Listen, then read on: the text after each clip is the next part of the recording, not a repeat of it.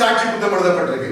அதுல எத்தனை பேர் சாட்சி புத்தகத்துல எத்தனை பேருடைய பேர் இருக்கோ தெரியாது. ஜீவ புத்தகத்தில் அனைவருடைய பேர் இருக்கலாம். பாடுகளின் புத்தகத்துல எத்தனை பேர் இருக்குதோ, சாட்சிகளின் புத்தகத்துல எத்தனை பேருடைய பேர் இருக்கு நமக்கு தெரியாது. அங்க போகும்போதுதான் தெரியும். அங்க போய் சாட்சியுடையவர்கள் வாருங்கள் அழைக்கும் பொழுது நம்ம போவோம். நமக்கு ஏதாவது சாட்சி இருக்கா? நமக்கு தெரியும் ஒன்றுமே இல்லை.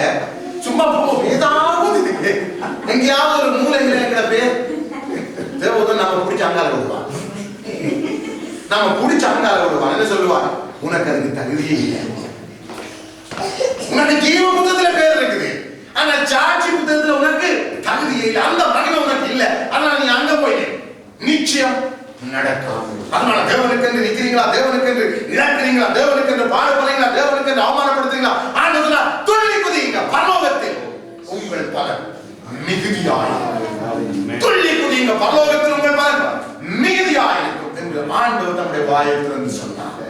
அதுதான் உண்மை, அதுதான் உண்மை.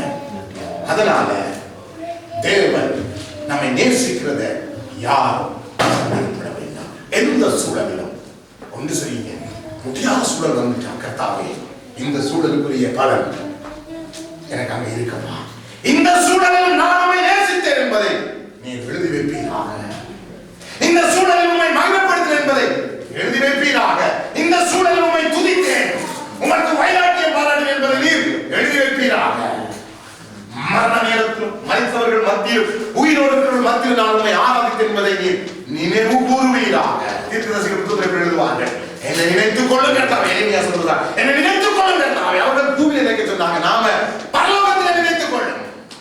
நிச்சயமாய் எழுதப்படும். நிச்சயமாய் அதை தேவன் கொண்டு வருவார். என தேவன் உண்மை உண்மை தேவன் சகலத்திலும் உண்மை. ஒவ்வொரு சின்ன காரியங்கள் உண்மைகள். நாம செய்த உதவியை நாம மறந்துருக்கோம். நாம மற்றவர்கள் செய்தது நாம மறந்துருவோம். ஏன்னா நமக்கு நிறைய சோதி. அதனாலதான் தேவன் எழுதி வச்சுக்கிறார், எழுதி வச்சுக்கிறார். நம்ம பார்த்து மகனே நீ பூமியில யாருக்கு உதவி செய்தான்னு சொன்னா நாம முடிப்போம். யாருக்கு செய்தா ஓ இவருக்கு செய்த ஞாபகம் இருக்கு.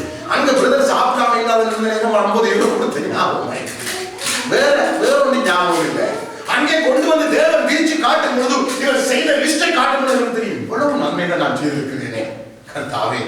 இன்னொரு சந்தர்ப்பம் கிடைச்சா இப்படி எத்தனை நன்மைகளை நான் செய்திருக்கேன் நான் சொல்லுறோம்.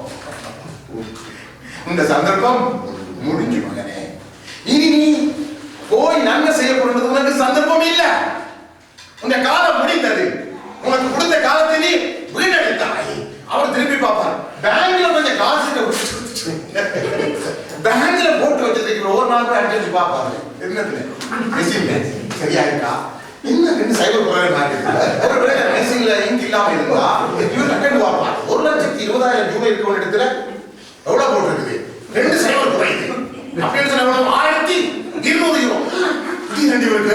என்ன நடந்தது? உடனே உள்ள ஓடி போவார். உள்ள ஓடி போய் கவுண்டர் அடிச்சு சொல்லுவார், நான் 1,20,000 ரூபாய் இப்ப மாசக்கணக்கா அடிச்சு பார்க்கறேன், டெய்லி அடிச்சு பார்க்கறேன். ஒரு தூக்கத்திலே மறந்தான். தூங்கும் போது மனசுல என்ன 1,20,000 பேங்க் இருக்கு இதுதான். புதி ஒழுங்கினோடனே வேலைக்கு போகும்போது பேங்க்ல போயிட்டு வாங்க இங்கே சம்பவம் ஏதோ ஒன்று இருக்குது. சரி போயிடுவார். அடுத்த நாள் இதேதான் திடீரென்று 2 சைபர் உடனே இவருக்கு சந்தேகம், ஒரு பேங்க்ல யாராவது இத்தாலியில் அடிக்கடி கொள்ளை அடிச்சுட்டு போக மாட்டாங்க. அப்படி கொண்டு போயிட்டு அவங்க உள்ள போய் தண்ணி பார்த்தா உங்களோட காசு அப்படி இருக்கு. இப்படியே இவர் செத்துருவார், இப்படியே இவர் செத்துருவார். அங்க போனோடனே இவருக்கு தெரியும் நான் யாருக்கும் எதுவும் செய்யலையே, ஆனா பேங்க்ல 1,20,000 இருக்கே. அன்றாட உழைப்பை சாப்பிட்டவன் என்னை காட்டிலும் கோடிக்கணக்கான நன்மை செய்துட்டானே, நான் வெற்றிருந்தும் செய்யலை. அதான் சொன்னார், அழிந்து போகிற உலக பொருட்கள் ஆத்துமாக்களை ஆதாயப்படுத்த உள்ளன. நீங்கள் போகும் பொழுது அங்கே உங்களை அவர்கள் வரவேற்பார்கள். உங்களை அவர்கள் அங்கே உங்களுக்கு மகிமை உங்களுக்கு கனத்தை செலுத்துவார்கள். சொல்லுவார்கள், சகோதரன் நான் சாப்பிடாம இல்லாம எனக்கு சாப்பாடு கொடுத்தாயில்லைவா.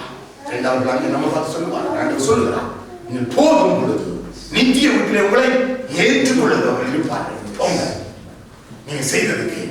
அதனாலே நாம் எப்பொழுதும் தேவனுக்கு நன்மை செய்கிறதிலே, தேவனை விசுவாசிக்கிறதிலே, தேவனை பின்பற்றுகிறதிலே, தேவனுக்கு கீழ்ப்படுகிற ஒரு நாள் ஓய்ந்து போகக்கூடாது. சொல்ல வேண்டும், கர்த்தர் என்னை அறிவார். யோபு சொன்னது போல கர்த்தர் என்னை அறிவார். அவர் என்னை அறிவார். அவருக்கு தெரியும் அவருக்கு என்ன தெரியும்? என்னுடைய சூழல் தெரியும், நான் என்ன பேசுறேன் தெரியும், என்னுடைய இந்த இறுக்கமான சூழல் நான் என்ன பேசுறேன், மனைவியோட என்ன பேசுறேன், என்னுடைய நண்பர்களோட என்ன பேசினேன், நான் வாயை திறந்து என்ன அறிக்கை பண்ணினேன், நான் தனி ஜெபத்துல அவரை துதிச்சேனா அல்லது ரெண்டு துதி இருக்குது அடிக்கடி சொல்லுவேன். ஒன்று முருமு, இன்னொன்று அவரை போற்றி துதிக்கிறார். இதுல ஆண்டவருக்கு நமக்கு எதை நான் செய்யறேன் அவரை கவனம் பண்ணுங்க. அதை நேசிக்கிறார். தாமதிக்கிறதுனால நீங்க சந்தேகம் தேவன் நம்ம ஒவ்வொருடைய வாழ்க்கையிலும் தன்னுடைய அற்புதத்தை நிகழ்த்த வேண்டும். அதுக்கு தான் நம்ம தெரிந்து கொண்டார். ஒவ்வொருடைய வாழ்க்கையும் அவருக்கு என்று வைராக்கியம் பாராட்டுகிற ஒவ்வொருடைய வாழ்க்கையும் சிறப்பிடிச்சுதான் போனது காணாதா? அங்க போய் நமக்கு சிறதானா? யார் சொல்லியிருக்க வேணும்? ஏற்கனவே நாட்டை விட்டு ஊரை விட்டு எங்களை பிடிச்சு கொண்டு போறாங்க. சரி, இங்கதான் போய் கொஞ்சம் சந்தோஷமா இருக்கணும்னு பார்த்தா இங்கேயும் நமக்கு சிங்கக்கூடு அக்கினி. என்ன ஆண்டவரே இது? இது உமக்கே நியாயமா? என்ன சொல், இது உமக்கே நியாயமா? நீ செய்யறது என்ன என்று சொல்லி அவர்கள் மாத்திரம் கேட்டிருந்தார். அவருடைய மனசுக்காக நாம் ஆண்டவருக்கு நானுடைய உள்ளத்துக்காக, அவருடைய நண்பர்களுடைய உள்ளத்துக்காக தேவனை துதிக்க வேண்டும். ஆபிரகாமுடைய உள்ளத்துக்காக, நோவாவுடைய உள்ளத்துக்காக தேவனை துதிக்க வேண்டும். ஏன்? கர்த்தாவே எப்படிப்பட்ட தேவ மனிதர்கள், எப்படி கண்டுபிடித்தார்கள், எப்படி உண்மை பின்பற்றினார்கள், எப்படி உமக்கு வைராக்கியம் பாராட்டினார்கள். நம்மால் ஒரு சின்ன காரியத்திலே நின்று பிடிக்க முடியலையே. ஒரு சின்ன காரியத்துல ஜெபம் இல்லை, துதியும் இல்லை, வேத படிப்பும் இல்லை, ஒன்றுமில்லை. எப்படி நான் படிப்பேன்? எந்த சூழல்ல நீங்க தான் படிப்பீங்களா? சொல்லுங்க பார்ப்போம். யாரை பார்த்து சொல்றீங்க? இயேசுநாதர். அவர் சொல்லுவார், மகனே நான் பாடுபட்டதுனால் பாடுபடுகிற உனக்கும் நான் கிருபை செய்ய வல்லவன். அதனால பாடுட எனக்கு என்ன செய்யும்? என்ன போல நீ பாடுபடையில பாடுபடவும் முடியாது. அதை நான் அனுமதிக்க போதும் இல்லை. என்னுடைய பாடு இந்த பூமியில உச்சம், எல்லாருக்கும் மேலான பாடு.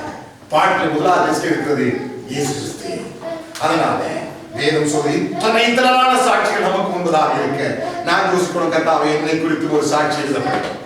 நான் சொல்ல வேண்டும், என்னை குறித்து ஒரு சாட்சி எழுதப்பட்டது. என்ன சாட்சி? இவருடைய எல்லா பாடுகள் நெருக்கம் நிலைவர் கர்த்தருக்காக நின்றான் என்கிற சாட்சி எழுதப்படட்டும். இவருடைய வியாதிகள் கர்த்தரை மகிமைப்படுத்தினார், மகிமைப்படுத்தி சுகத்தை பெற்றுக் கொண்டார். அதை தேவன் எழுதட்டும். நம்ம ஏன் நம்மளுக்கு வியாதி? நம்மளுக்கு தான வியாதி? ஏன் அவங்களுக்கு கொடுத்தா என்ன? நான் ஒரு நாளைக்கு 3 தடவை ஜெபித்து துதிக்கிறார்கள், எங்களுக்கு போய் வியாதி என்று சொல்லுங்க. எங்களுக்கு போய் வியாதி பாருங்க. என்ன வியாதி? எங்களுக்கு வியாதி கத்தரிக்காய். எங்களுக்கு போய் வியாதி. என்ன சொல்றீங்க? என்ன நான் குற்றம் என்ன பிள்ளை சொல்லுங்க பாப்போம். ஒன்று சொல்லுங்க பாப்போம். ஆண்ட சொன்னாங்க, என்னிடத்துல குற்றப்பட்டு யார் குற்றப்படுத்த கூடும் சொல்லுங்க பாப்போம். ஒரு முறை சொல்லுங்க பாப்போம். சிஸ்டர் பிரதர் சொல்லுங்க. என்ன ஒன்றுமே செய்யல. அப்படி இருக்கும் பொழுது எனக்கு இப்படி போன்ற வியாதி வர வேணும். இங்கே வியாதி தேவனை மகிமைப்படுத்த காரணமாய், மரணம் தேவனை மகிமைப்படுத்த காரணமாய். அதனுடைய அர்த்தம் தேவன் நம்மை கைவிட்டார்கள் அல்ல, தேவன் நம்மை நேசிக்கவில்லை என்ற அர்த்தம் அல்ல. தேவன் நம்முடைய வாழ்க்கை தன்னுடைய மகிமையை வெளிப்படுத்தி அற்புதத்தை செய்ய அதிலே நாம் உறுதியாக இருக்க வேண்டும். அதிலே நாம் உறுதியாக இருக்க வேண்டும். தேவனை இருக பற்றிக் கொள்ள வேண்டும். ஆண்டவரை பார்த்து சொல்ல வேண்டும். 91 சங்கீதம் ஒவ்வொரு நாளும் வாசிக்கிறோமே, ஒவ்வொரு நாளும் துதிக்கிறோமே. அதுல என்னதான் எழுதப்பட்டிருக்குது? என்னதான் எழுதப்பட்டிருக்குது? அவருடைய மறைவிலே, அவருடைய நிழலிலே, அவருடைய கூடாரத்திலே, அவருடைய பாதத்திலே தங்குகிறவனுக்கு என்னென்னலாம் தேவன் நடக்கும் என்று எழுதி வைத்திருக்கிறார். அப்படி இருக்கும் பொழுது அவருடைய சமூகத்தில் இருக்கிற நான் ஒரு சின்ன பிரச்சனை பண்ணேன். ஐயோ ஐயோ ஐயோ வந்துட்டு வந்துட்டு வந்துட்டு வந்துட்டு வந்துட்டு எது வரக்கூடாது? யார் சொன்ன மாதிரி? சொன்ன மாதிரி எது வரக்கூடாதுன்னு பயந்தனோ அதே வந்துட்டு நாம அப்படித்தான். ஆமா, இருக்கிறதுங்க அவருடைய மறைவிலே, அவருடைய நிழலிலே, அவருடைய பாதத்திலே, உன்னதமானவருடைய மறைவிலே இருக்கிறவன் சர்வ வல்லவருடைய நிழலில் பங்குவார். அடைக்கலம், கோட்டை, கண்மலை. அதுபோல நாம இருக்கிறோம். அதைத்தான் ஒவ்வொரு நாளும் சொல்லுவோம். வேதம் சொல்லுது, அந்த இடத்துல என்ன வராது? இரவன் பயங்கரத்துக்கும் பகல் பறக்கும் அம்புக்கும் இருள் நடமாடும் கொள்ளலுக்கும் மத்தியானத்தில் பாடக்கும் சங்காரத்துக்கும் எல்லா வேளுடைய கண்ணிக்கு நம்மை விலக்கி காப்பார். அப்படி நாம் அதுக்குள்ள இருக்கும் பொழுது நமக்கு ஒரு சின்ன பிரச்சனை வந்துட்டோம். ஐயோ, நாம் எங்க இருக்கிற மட்டும் மறந்துட்டோம். உடனே நம்முடைய சிந்தனைகள் மாறி ஆண்டவர் எங்கேயோ நான் எங்கேயோ. நான் சொல்ல இல்ல, உன்னை கொண்டு நாமத்தை மகிமைப்படுத்தும். ஆபிரகாமோடு தேவன் இருந்தார், அதே போல தானியேலோடு தேவன் இருந்தார். ஆனா எங்க கொண்டு போனான்? சிங்கத்துக்குள்ள கொண்டு போனான். நண்பர்களோடு தேவன் எங்க கொண்டு போனான்? அக்னிக்குள்ள இருந்தாரா இல்லையா? கூட இருந்தார்கள். எங்க கண்டோம்? மனுஷகுமாரனை சாயலான ஒருவர் நிக்கிறதை எங்க கண்டோம்? வெளியில காணல, அக்னி அங்கதான் அவரை காணலாம். மரணைகளின் பள்ளத்தாக்கில் நடந்தார். தேவரீர் என்னோட எங்க இருக்கிறீர்? மரணைகளின் பள்ளத்தாக்கில் நீர் கூட இருக்கிறது எனக்கு தெரிகிறது கர்த்தாவே, நான் பயப்படேன். ஆகவே தேவன் நம்மை அப்படிப்பட்ட சிங்கத்துக்குள்ளே அக்னிக்குள்ளே மரணைகளுக்குள்ளே கொண்டு போவது எனக்கு தெரியும். தேவன் என்னோடு கூட அந்த விசுவாசம் கேட்டது. நீ அதை மறந்தளித்து மறந்து அவிசுவாசப்பாய் என்று சொன்னால் தேவன் நம்மோடு இருக்க முடியாது. விசுவாசத்துல தான் அவரை வைத்துக் கொள்ள முடியும். விசுவாசம், அன்பு, அவர் மேல் நாம் அவர் நம்மேல் வைத்த அன்பை நாம் நினைத்து துதிப்பது கர்த்தாவே இப்படி எங்களை நேசிக்கிறீர்கள். அதனால என்ன காரியம் தாமதிக்கிறாலும் ஒருவரும் சொல்லி போகாதீங்க. தேவன் நம்மை பலப்படுத்துகிறார். ஆவியானவர் நமக்கு பலத்தை தருகிறவர், ஆவியானவர் நமக்கு சொல்லி தருகிறவர், ஆவியானவர் நமக்கு கற்று தருகிறவர், ஆவியானவர் நமக்கு சொல்லி தருகிறவர். மகனே இதான் சத்தியம், புடிச்சுக்கோ. மகளே இதான் சத்தியம், புடிச்சுக்கொள். இதை பற்றிக்கொள், இதன்படி வாழ கற்றுக்கொள். ஒன்றும் உன்னை எதுவும் செய்ய முடியாது. உன்னை குறித்து அவர் நினைத்ததை அவர் நிறைவேற்றிய தீர்வார். உன்னை குறித்து அவருடைய திட்டத்தை அவர் நிறைவேற்றி முடிப்பார். அதுல எந்த சந்தேகமும் இல்லை. ஆனா நீ சந்தேகப்படாத. 25 வருஷம் ஆச்சு. இப்ப தாத்தா தள்ளாத. 25 வருஷம் ஆச்சு. தாத்தா பாட்டி தள்ளாதாங்க. இப்ப யாரு இவங்களுக்கு தேவை? இவங்களுக்கு வயசான காலத்துல இவங்களை பராமரிச்சு இவங்களுக்கு சாப்பாடு கொடுத்து இவங்களை பாத்ரூம் கூட்டி கொண்டு போறது தான் ஆட்கள் தேவை. அந்த சூழலுக்கு வந்துட்டாங்க. ஏன் சரியா செத்துட்டுது. ஆண்டவர் தள்ளாட விடுவதில்லை.